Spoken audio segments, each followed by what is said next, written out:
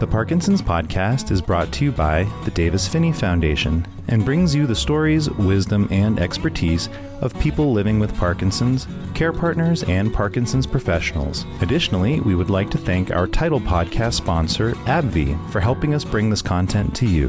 AbbVie is committed to recognizing the uniqueness and needs of each person living with Parkinson's and delivering innovative solutions for patients, care partners, and clinicians. In this episode, panelists discuss physical, social, and emotional vulnerability in Parkinson's. They offer their thoughts about how to adapt to changes that arise as Parkinson's progresses. As always, this panel doesn't hold back, and we're so fortunate to have them tell the hard truth and share their journeys with all of us. Okay, hello everybody. Welcome to this month's Living with Parkinson's Meetup. I'm Chris Kruger, Program Manager for Educational Content with the Davis-Phinney Foundation. And like our panelists, I also live with Parkinson's, having been diagnosed in March of 2020. And I'm just really excited to be here with the panelists and everybody that's viewing this webinar today for another meetup. So before we get started with our topic for today, I just want to ask our panel to introduce themselves and maybe share something about the last time their experience of Parkinson's surprised them somehow. That could be. There's a lot of surprises that could include. So why don't we start with Kat? Hi, everybody. It's so nice to see everybody. I skipped a month and I missed everybody terribly. Let's see. I am calling in from Lisle, Washington, which is where our property is, where we have drugged the Airstream to and where we are camped out. And I was diagnosed 8, 9, I can't do the math, a few years ago at the age of 48. And let's see, my Parkinson's last surprised me. You know, we're clearing a bunch of debris from our property, and I keep forgetting that these middle fingers, because of the Botox, don't work very well, and I've jammed my finger a bit. Yeah, so it drags, and I was surprised that even with my gloves on hauling a tree, I was able to jam it pretty good. So I just have to keep it in my brain that my hands don't work the same way, even though I want them to. So I guess that's my last being on the spot there. Yeah, sorry to put you on the spot. I should say too, I should chime in on this one. Mine is my hands too. Mm-hmm. I was trimming a tree branch and I was like, I all of a sudden I'm in the middle of cutting this branch and I stopped. My arm just doesn't want to do that pulling motion anymore. So I had to switch positions on the ladder. It was lessons learned, always make sure somebody's holding your ladder. So Heather, how about you introduce yourself next, please? Heather Kennedy, coming in from Walnut Creek, California at this time. Wanted to say that it's hard to be a human. Although I don't have anything to compare it to that I know of. And the last time Parkinson's really surprised me was when I was slowed down on purpose by Parkinson's, and I really was mad. I was stomping around. And I needed to move, and I needed to move fast. And I couldn't. So I walked up and down the street very, very slowly, gingerly, looking like Tim Conway from the Care Net Show. And I met the coolest people. You would not believe what happens when you are slowed down. I would never have done this voluntarily, folks. I like to do things fast. I like to multitask. I'm from New York. I want to go, yeah. Like right now, I'm on my meds. I was off my meds. This was a 4-hour ordeal. So it was supposed to be a 3-hour tour. But luckily, I had a friend who's here now, and she helped me by making a beat. You know what her beat was? It was Staying Alive by the Bee Gees. You can tell by the way. And so it helped me get going again. It only took 3 hours. And she got really tired singing this song, but she's a great beatboxer now. So that was my big surprise with Parkinson's. Your friend is a beatboxer. That's a great surprise. You got it. Okay, Christy, you're up. Hi, I'm Chrissy LaMonica. I live in upstate New York. I'm originally from Connecticut. I was diagnosed in 2020. And what really surprises me, so this one's kind of positive, I'm really surprised when medicine works, how well it works. So when your meds kick in, how you can go from being like a slow zombie to like alive and functioning and moving really quickly. I'm always amazed every day that it works, if it works, when it works. It's a great surprise too. Okay, Robin, you're up, please. Robin Morades from Charlotte, North Carolina. diagnosed in late 2015 at the age of 46, but looking back, symptoms as early as 2003, 2004, in my early 30s. Aside from all the unexpected rando shit that goes wrong with my body, my latest surprise was I was really nervous about my vacation when I went to World Parkinson's Congress because we were spending a month in Europe.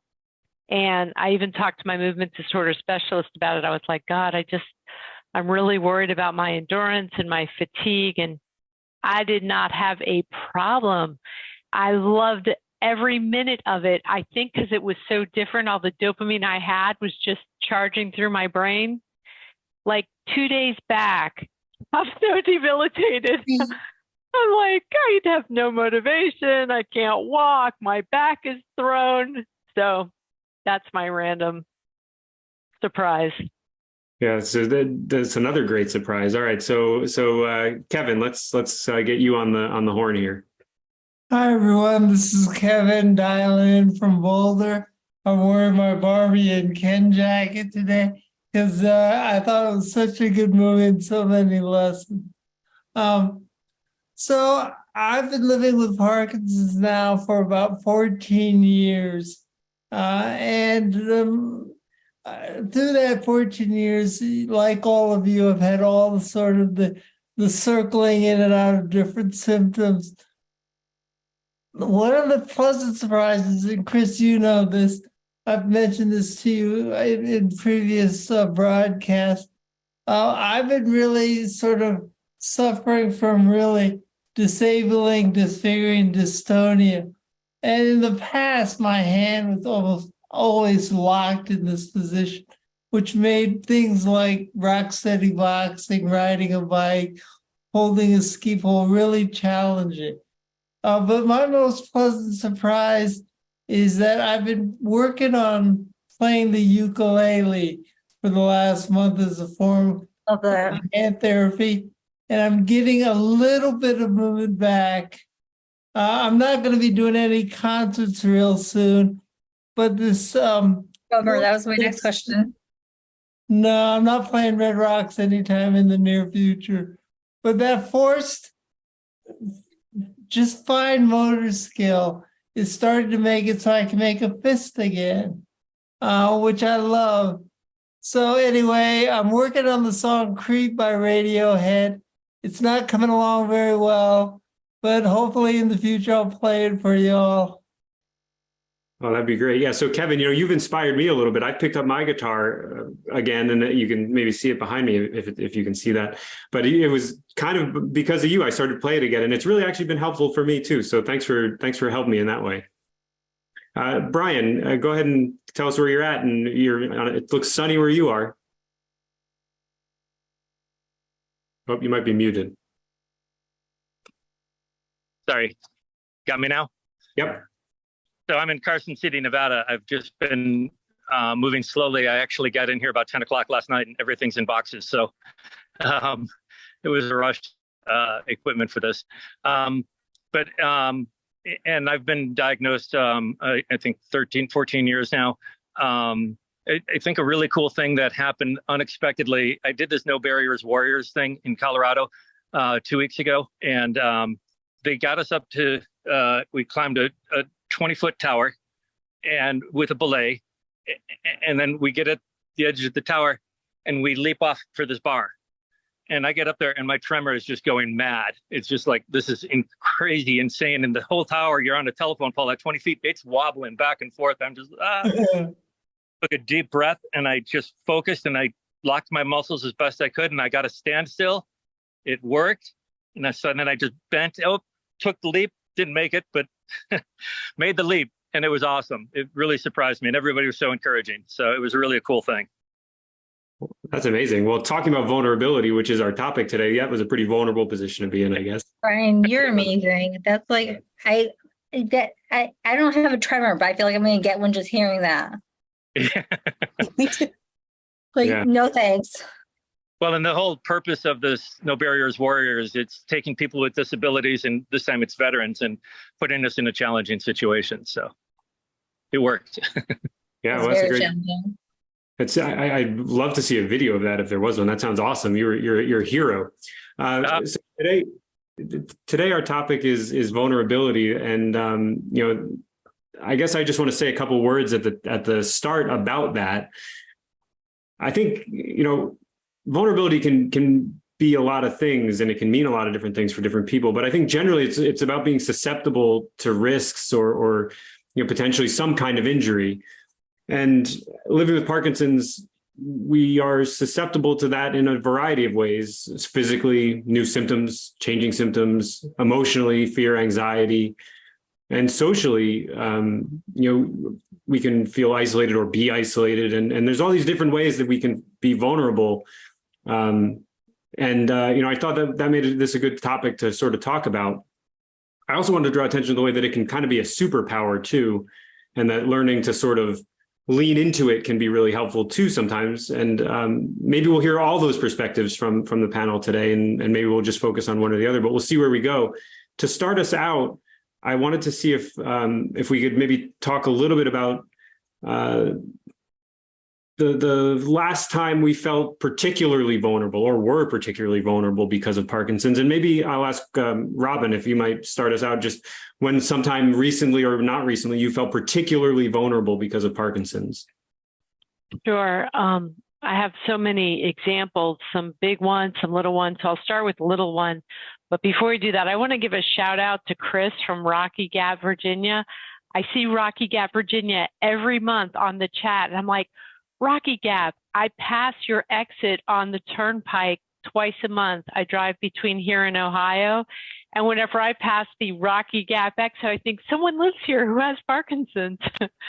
So I want to talk about something that recently happened that was kind of scary.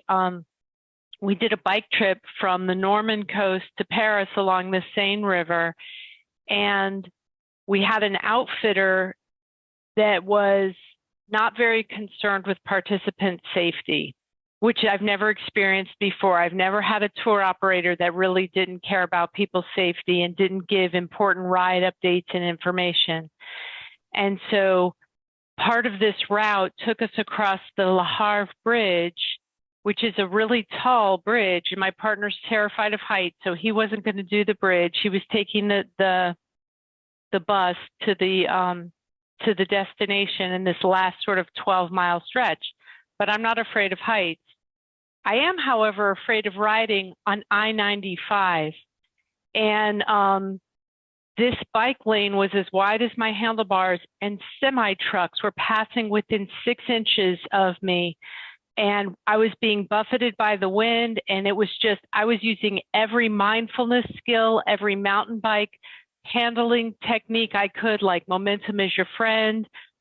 But I was shaking so hard. I started shaking. All 4 of my limbs started tremoring.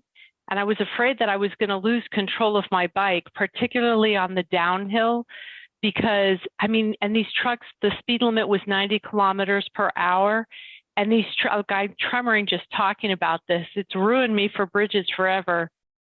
But these trucks were sort of screeching by, and I'm not exaggerating how close it was. One of the people one of the riders was on a tandem bike, and she rode in the back, and she took a picture over her shoulder, and she was able to get a picture of a rider with the semi just right there. And it's a trucking lane, and the outfitter didn't tell us that. But as I was coming down on the downhill, I was trying to feather my brakes. But the more that I kind of feathered the brakes and gripped the handlebars, the more my bike was shaking because my body was shaking so badly. I'm just so grateful. I got to the other side of the bridge, and there was a little parking lot off to the side. And, it's always sort of a measured decision-making process, whether I'm going to inform people that I have Parkinson's, because I don't want to be identified only as Parkinson's, which can happen. It's just, I never really know what to do. Well, there was no denying it. My whole body was shaking so bad. And these 2 other riders named Dave and Jenny pulled in behind me and asked if I was okay. And I clearly wasn't.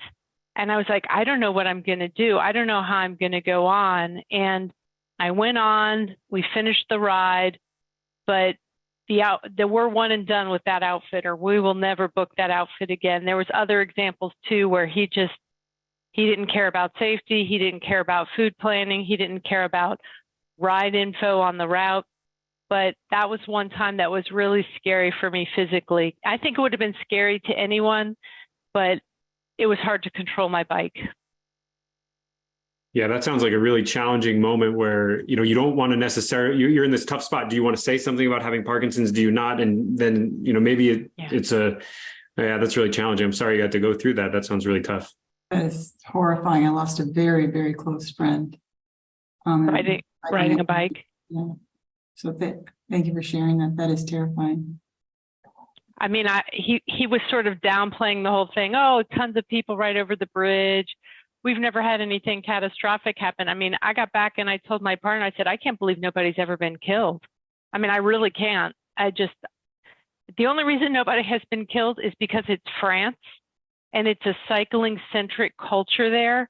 So even the semi truck drivers are sort of, if it was in America, no way, no way. Thinking about it, like I started shaking while you were talking. How was that up until the bridge? Was it that terrifying up until the bridge? No, in fact, when the France is so cycling centric that it was such a pleasure riding for 10 days there. And our outfitter had said, don't worry, everyone who passes you on a car, they all ride bikes. Their elderly parents ride bikes. Their small children ride bikes.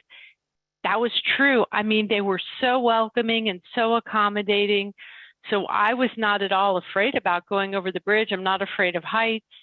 And I was the one who asked. He said, are there any questions? I said, is there a designated bike lane? Because it had been so wonderful up to that point that I thought, okay, well, they'd been going around and it was fine. It was not fine. He said, oh, yeah, there's a designated bike lane. It was about as wide as my handlebars.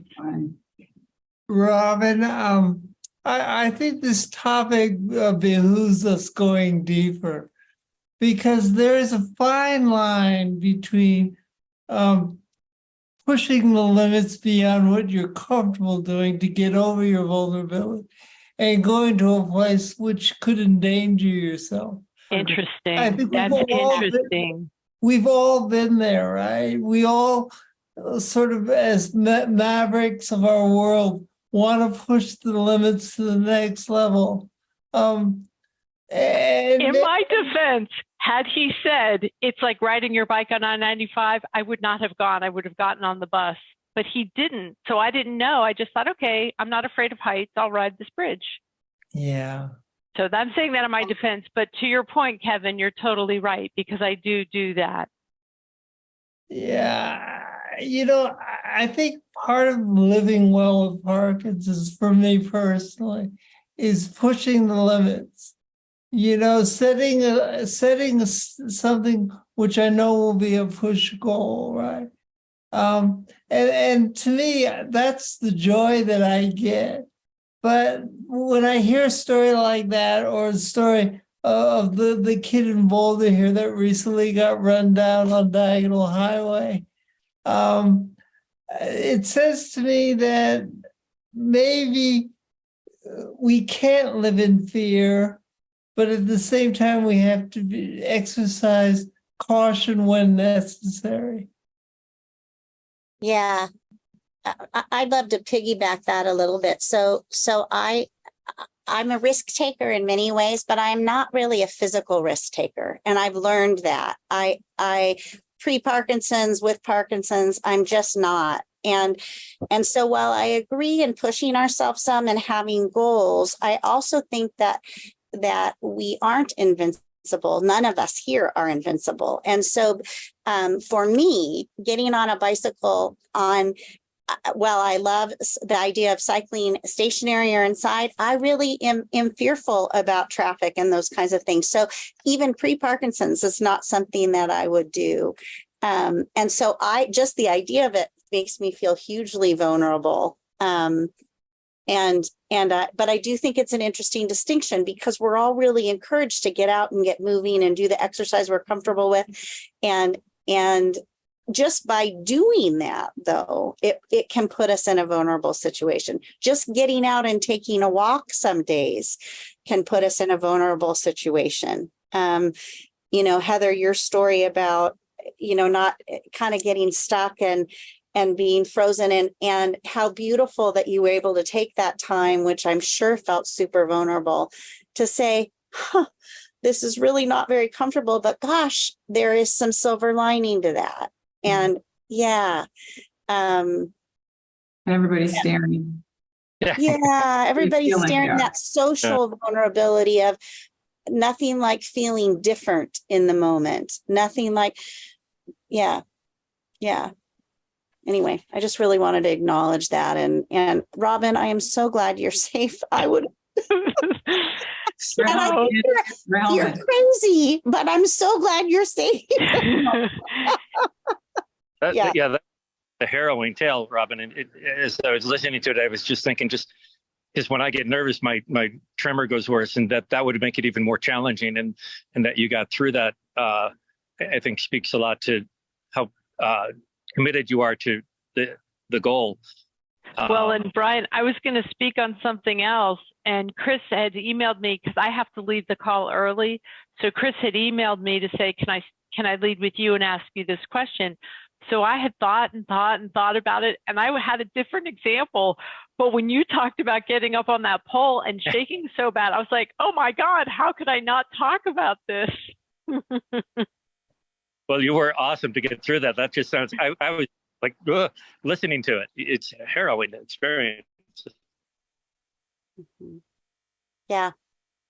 I think to Kevin's point, I think one thing that's important is, one way in which we're vulnerable, at least I feel this way. I shouldn't speak for everybody. I just have my own experience, obviously, but I often feel like I got to think very carefully about what I'm going to do and really map out the things that I'm going to do. And obviously I don't mean to criticize you, Robin. You have to take the information you have, and that's all you can do. And you tried. But, I just think that one way that we have to be careful, or at least I feel I do, is just making sure that I understand as best I can the situation I'm getting into. And even then you can only get so much information. So just got to be willing to. Like the fact that you said you were on a ladder, whatever, cutting down something, to me, that's like, no, I have to check myself when I want to get on the ladder to do something around my house. I have to be like, oh, wait, no, I can wait for someone else to do that. I don't have to be on the ladder because I'm the last person we want up on a ladder, because it may not end well. It might, but it might not. So I have to make that effort to check myself and doing the stuff I want to. What could possibly go wrong? A ladder. I had to give up on my knife throwing, and What could possibly go right with all that? Roller skates are definitely out for me.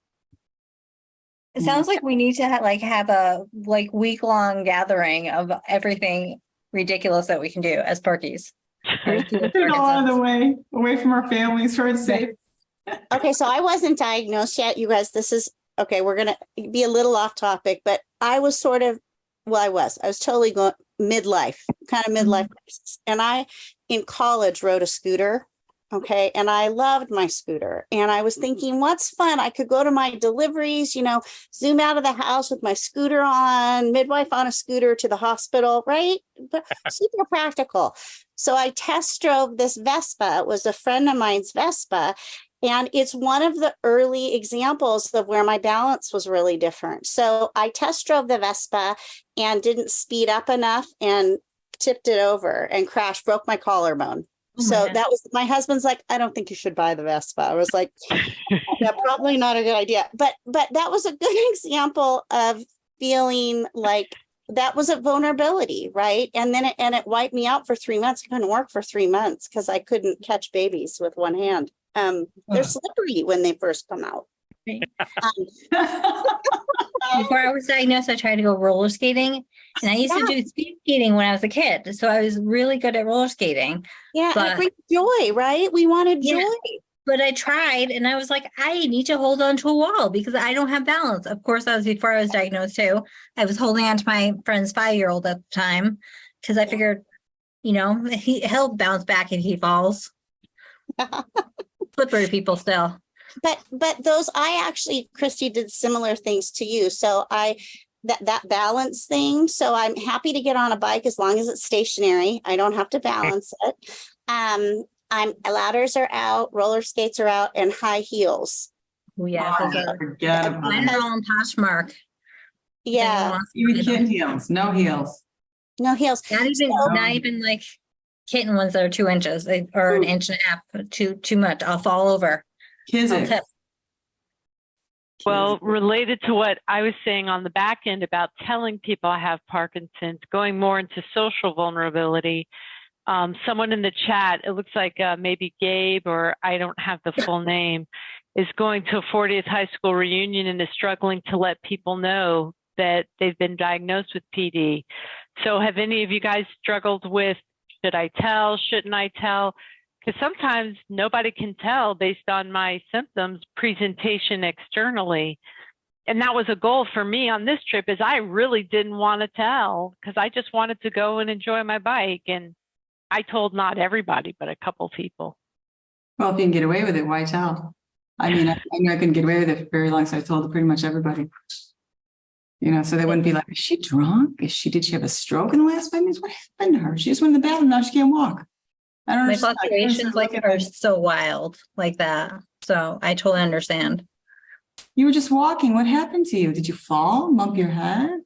I just got tired of explaining all the other scenarios that could come up. So I just said, you know what? It's just Parkinson's, folks. It's going to be okay. Brian Grant has a funny story. He gets in an elevator and he's all like, you know, he's like super dyskinetic one time. And he's like, I scared a lot of people. I'm like, yeah, I scared people when I got in elevators too.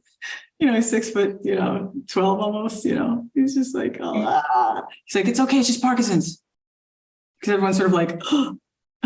So good. So good. Kevin's been wanting to jump in. Kev.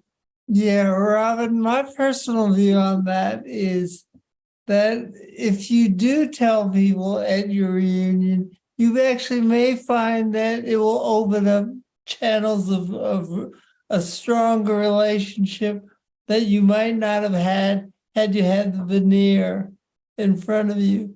So, I mean, listen to me, for the first 4 years of work, I didn't say anything either.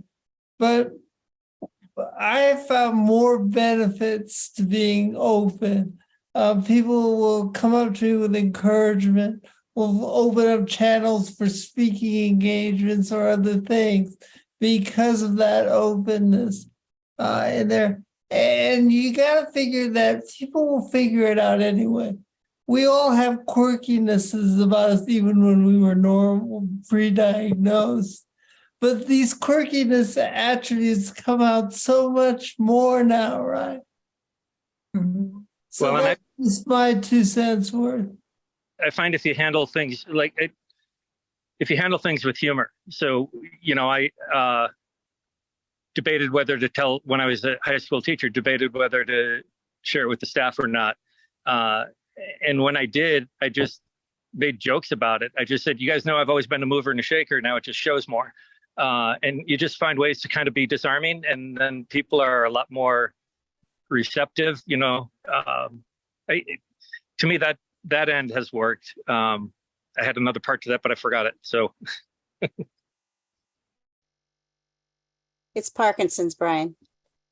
Putting together those two things that Kevin and Brian just noted, that's sort of what I was thinking about when I thought about the superpower of vulnerability. Being open with people can sort of be disarming to people who you might tell, and then it can open up possibilities like Kevin was describing. So, that's been my experience personally as well, that it has been helpful actually. And a lot of people turn around and tell me, oh, I've known my grandmother or my friend Bob or, whomever. And that then opens up a new phase of a type of way to interact with that person, which has been good for me. Yeah, I agree. So I think even though Parkinson's may increase the opportunities for us to be vulnerable, maybe I'm being, I don't know what the word is, like too positive about that. Everybody is vulnerable sometimes. And I have found, like you, Chris and Kevin, that people tend to be compassionate. But Robin, I understand that feeling of not wanting to be othered or different or seen differently. And sometimes I'll handle that and say, listen, I want you to know that I have Parkinson's. There may be some symptoms that come up, and I'm telling you, not because I want to be treated any differently, but because I want you to know in case I'm symptomatic, or in case if I ask for an accommodation or special help. And that's something that maybe for me, I might have shared with I forget what the guide or the person taking you so that they knew, but then you can tell them you wanted to choose to disclose or not disclose. I don't know. Yeah, I did have to tell the outfitter, but Yeah. my whole thing wasn't about being different or othered. It's more just that that's the continuous identity. And I'm so much more than my Parkinson's. Of course you are. And I don't want that to be the sole focus, because I'm not too worried about being othered or whatever, but I don't know. Yeah, I can appreciate that. Yeah. I'd like to talk about the emotional vulnerability part. I have a lot of stories about the physical, including the emergency department, which is a whole nother thing. We'll have to spend hours on what happens to Parkinson's patients in the emergency room. The quality of being sort of like exposed or being attacked or being afraid is what's normally associated with vulnerable. What I'm going to say is our strength is in our vulnerability. It's like where the light gets in. It's those cracks. You know, they don't. Lenny Cohen, the light. Yep. Leonard Cohen. Mm-hmm. The cracks where the light gets in. I call him Lenny. You know, we go way back, Kat. Just Right, like, I figured. It's kind of like I had Bobby De Niro over for dinner the other night in my mind. Robert De Niro's waiting. But in all seriousness, I was supposed to do this great karaoke night. And I went up to take the mic, and there was going to be some people there, including the person who wrote the song. And they were like talking me up on stage because I used to sing, and my meds go off in that instant. And I go tripping up the stairs, and they all started laughing because they thought that I was doing some kind of sight gag, which I would have done back in the day. Somebody's laughing. And I go up there and I go, can I sing a different song to start? So I chose a different song, which was also by this person, by the way. And I started doing another song. And then I ended up doing this other song, which is called, well, let's just say it's by Nathaniel Rateliff and the Night Sweats. And it starts with, my hands were shaking, my heart was breaking, there's bugs crawling over me, and it ended up working out perfectly. And they still didn't really know what was going on at the time. People are sort of looking like, what is up with her? She seems kind of odd. And I never said anything while I was up there, but guess what? It's the perfect song for Parkies, okay? So it's called S.O.B. by Nathaniel Rateliff and the Night Sweats. Just remember, you can always sort of like adapt. Adaptation is the name of the game. And if you need to be vulnerable, I'm thinking emotionally, so what? What have you got to lose emotionally? In Robin's case, or in the case of people, you know, having some physical threat, well, that's a totally different thing. I'm not talking about that, but emotionally, go ahead and, you know what, you only live once. Let's do this thing. I want to jump into the chat for a quick second, because a couple minutes ago, somebody mentioned that they play golf and it's getting worse every time they play. And the question was asked, where is the line that tells me that I can no longer risk looking ridiculous or making others uncomfortable? And I think that relates to what you're just saying, Heather. So I wonder if anybody has any perspectives on that. No, Yeah, go ahead. Oh, I'm sorry. Me? Go. Yeah, go ahead. I think first and foremost, we are not responsible for everybody else's reactions. I think Right. that is really important. I think that if one feels uncomfortable or unsafe doing an activity, that's one thing. But I don't think we have to be responsible for everybody else's reactions. For one thing, human beings do not always read other people's reactions the way that they're intended. Communication is so complicated. And I think that if you're loving golf, go golf all you want. I will tell you, I would be horrible. I don't golf. I would be so embarrassed golfing, but if I felt like doing it, I would go. And I would just tell people I'm no good at this, or I have Parkinson's or whatever. But I really encourage you not to give something up that is bringing you joy or that you love doing, being worried about other people. Is that fair? Or too And strong? mini golf Yeah. tournaments. Absolutely. That's perfect. Kev.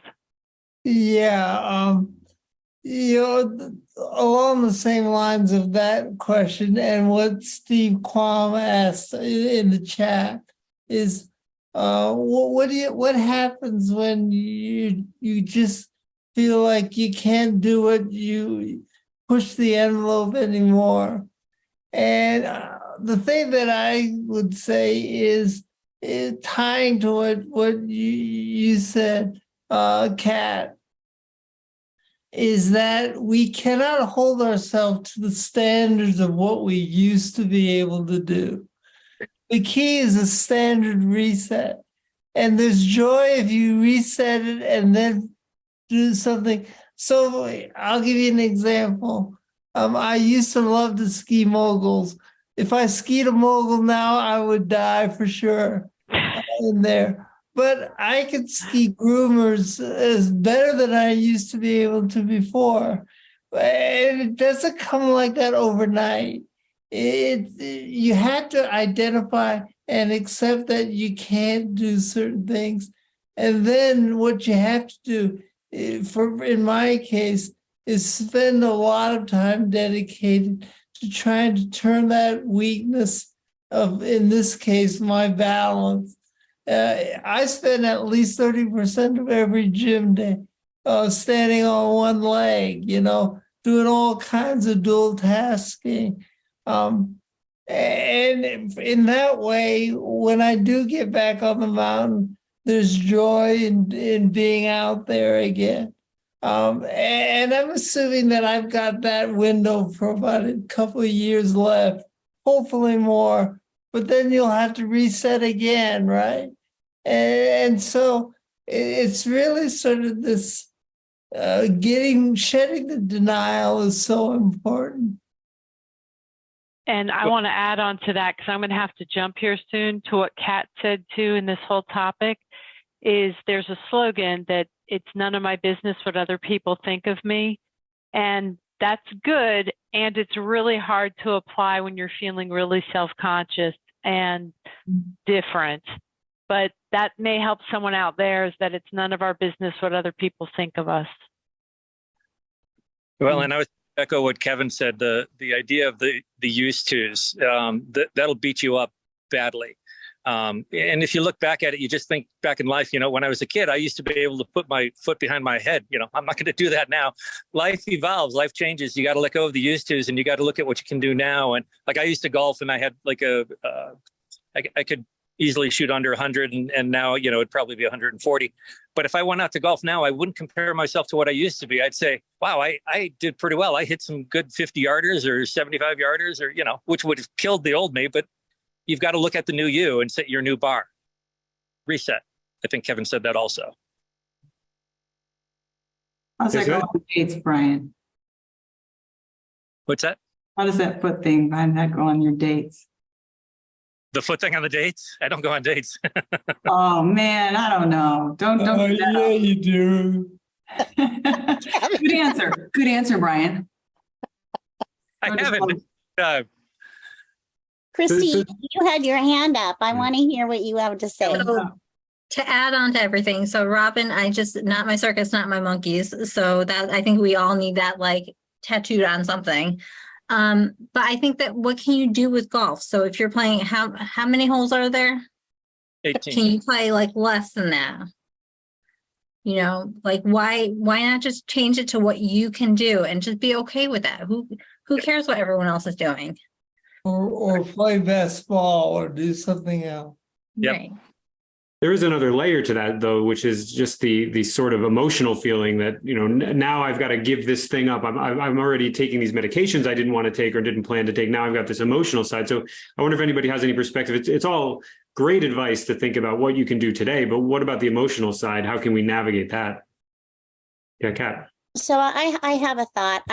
Giving up my job with the Parkinson's diagnosis was a really, really difficult thing. And I still to this day miss it. But I've tried to learn the term, it's somebody else's turn.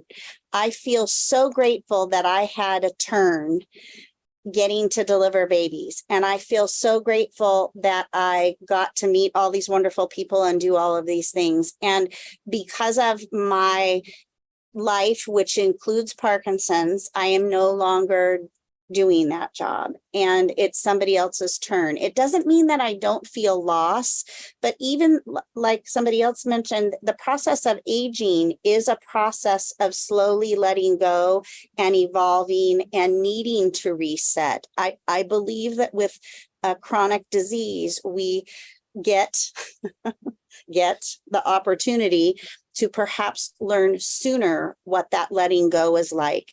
And it's not always graceful. Sometimes it's messy. Sometimes it means we trip and break bones. Sometimes it means we push further than maybe we should have pushed. But I think the alternative is that we sit inside and we build a bubble around ourselves that is not healthy. We get isolated. We don't move our bodies.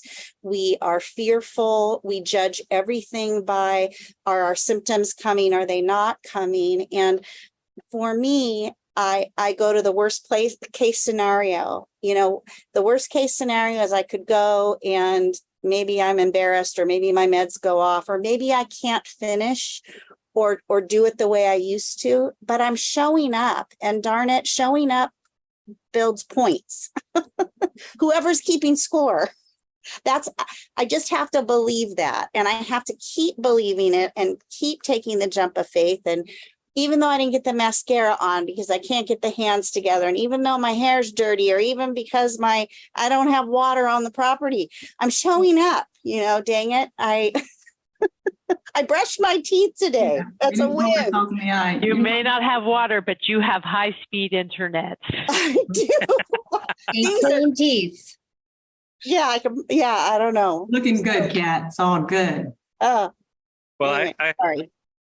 The story about the emotional vulnerability, that's a hard one to share, but I think it's important. It's one that popped in my mind when Chris first started talking about this. But about a year and a half after my wife died, my father went into hospice care. And I got down there the day after he was sent to hospice, and he said, "Hey, everything's fine. I've lived a good life." He was 90. He says, "I'm just going to have fun. You know, I'm here with my family, everybody I love. This is all that matters." I was the only one of the kids who could stay home at his house and take care of him. And through the night, it got to be where I wasn't sleeping and I wasn't taking my meds well. And his last day before he slipped into a coma, I was totally off meds. My emotions were all over the place. I hollered at my sister who had done something negative to my father the day before. And then I was out in the patio and everybody was going in to say goodbye to him and just be with him. And I couldn't move. I was frozen. And the family didn't understand that. And then my two sisters came out and they were being real sympathetic, and that just made it worse. And emotions just went all over. So there's a really hard time, and nobody understood the Parkinson's. And I think, I don't know how to get through that one. You know, doing it again, I would just try to communicate better. But I think many of us have said family doesn't like to talk about Parkinson's. They don't like to deal with some of the things that happen. So this is an extreme thing, and emotions are all over the place for everyone, period. And then, you know, not taking your meds, not sleeping well, losing your father who you love very dearly, and being there. But we had lots of humor towards the end. But it's more than just the vulnerability of having the Parkinson's. It's the Parkinson's making the vulnerabilities worse. So it was a real challenge. And I still have family members that won't talk to me now because they thought I was such a mess. They think I'm an emotional ruin. Yeah, so that's one of the things that can happen, right? That is maybe not only limited to family either. You can lose connections because of this to family, to friends, to like Kat was saying, to employers, and that relationship. And actually, you know, I don't want to zoom away from that, but I just want to acknowledge that I saw a comment earlier in the chat from Sharon asking or describing a circumstance where they were pushed out of their work, which is, you know, obviously a different sort of situation, but it's in the same category as what you're describing, Brian, where people just see this thing and they just don't want to look at it, and that can be really challenging. So it's socially isolating. So what do we do about that, right? I mean, you're socially isolated from your work or from your friends or from your family. And as Brian described, what do we do? That's exactly right. No, and I don't know. Yeah, and I think there are all those risks. We say things like, well, we've got the American with Disabilities Act in the United States. The reality is, though, that people do fear for their jobs, and there are people that are getting marginalized and pushed out of positions because they have a disability. So I wish that I had like the perfect answer. Don't we all, right? Yeah. Don't we all? And I think we have to dig deep and feel and do what's comfortable for us. And I think there's an element of grief and loss. And I think there's also an element of like that reset, Kevin, that you were talking about, trying to be honest with yourself about even what do I want and what do I feel like my limits are? And can I take care of myself in this moment? Brian, like you, can I take care of my dad if I'm really not taking my medicines and taking care of myself? And we're all presented with those challenges every day. And they're hard. And I don't want to minimize how hard this stuff is, because I know we're kind of making light and pushing each other up, but it's hard to feel vulnerable, and it's hard to change, and it's hard to lose. But I do think that if we can look at it honestly and grieve and be sad, and then try to move past it, whether it's reaching out to other people, whether it's finding a support group, whether it's starting medication for depression, whether it's, making a move, leaving a relationship, starting a relationship. I wish that there was the answer, but I think it's part of the journey is that this is hard stuff. And it's also worth it. If you can get to the mountain and the valleys. I'm sorry. I'm preachy today. Goodness. Turn me off. I'm muting myself. Sound great. Keep it up. You're not preachy at all. I think you hit the nail on the head here. I think the one thing is everyone on this panel, one of the attributes that I love about all of you is I know each and every one of you has your dark days. We all do. But the key is somehow we've all been able to find our own way to get out, be it exercise, be it in our writing, be it in our socializing with other people. We find our own way. I'd like to share my most recent period of vulnerability, which happened 2 days ago. So I attended the local picnic here for the Boulder support group. And it was held at this gathering where there were about 40 or 50 people, which is a great turnout. And in the first few minutes of the event, they announced the names of the people that were no longer with us. Mm-hmm. And we had a quiet moment. And that list was really long. And that really kind of hit home for me, that this is not funny stuff that we're living right now. And I was texting Davis after this event saying, this really has bummed me out, in there. I think it's all the more reason, we were sort of saying to each other, that, we are doing very well. The people on this panel, we have our hardships, but somehow through the group interaction with all of us, we've been able to sort of hoist each other up in there. And I think the theme that the Davis Phinney Foundation so stresses, right, is living quality life today, and that's either riding your bike or doing whatever you can to find joy and quality. It gets harder as we progress. And that's all the more reason this is a muscle, or Chris, as you call it, a superpower that we've got to really hone in and develop now. So I'm also getting preachy, Kat, but this topic warrants getting preachy, because we really need to put ourselves out there, be vulnerable, admit that we have this sucky thing in our life and try to somehow find some joy in all of it, right?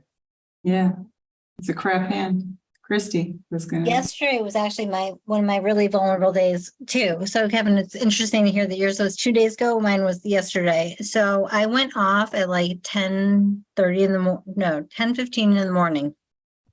Don't know why. My meds should have lasted a little bit longer, but I did. We had to get 2 socially inept dogs to the vet for their checkup, and not fun. So I can barely get my clothes on. I got some clothes on, got a sports bra on because the real bra wasn't working. Put my slippers on because I couldn't get my sneakers on fast enough to get into the car. And my meds didn't come back on all day until about 6 o'clock at night. So I had to go with my husband to take the 2 socially inept dogs to the vet and function while at the vet, while shuffling all around at a snail's pace and figure out how to pay the bill and all sorts of things that I would have normally stayed home. I would have never gone out into public like that because, I mean, I wonder what everyone thought. Did I look like I was drunk? Did I look like I had a stroke? Do they even know what happened? Or do they know, it was really tough being outside my comfort zone for that long. Yeah. Yesterday. May I mention something about comfort zones? Oh, Robin, you gotta go. Okay, bye, Robin. It was good to see you. I'm glad you stayed so long. I'm glad you're alive. Yes. Thank you. Yeah, right on. You meet over the bridge. I wanted to say something about being uncomfortable. We have to get really uncomfortable to love. Let's face it, loving requires deep vulnerability. Beyond right doing and wrong doing, there's a field. I'll meet you there. I have to drop all my stuff and try to compromise. It's not easy. Love is hard. And love requires intimacy and vulnerability and deep honesty about who we really are. And we have to really, that mirrors right in your face.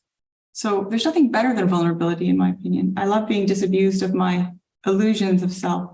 I love being removed of my illusions of how things are supposed to be.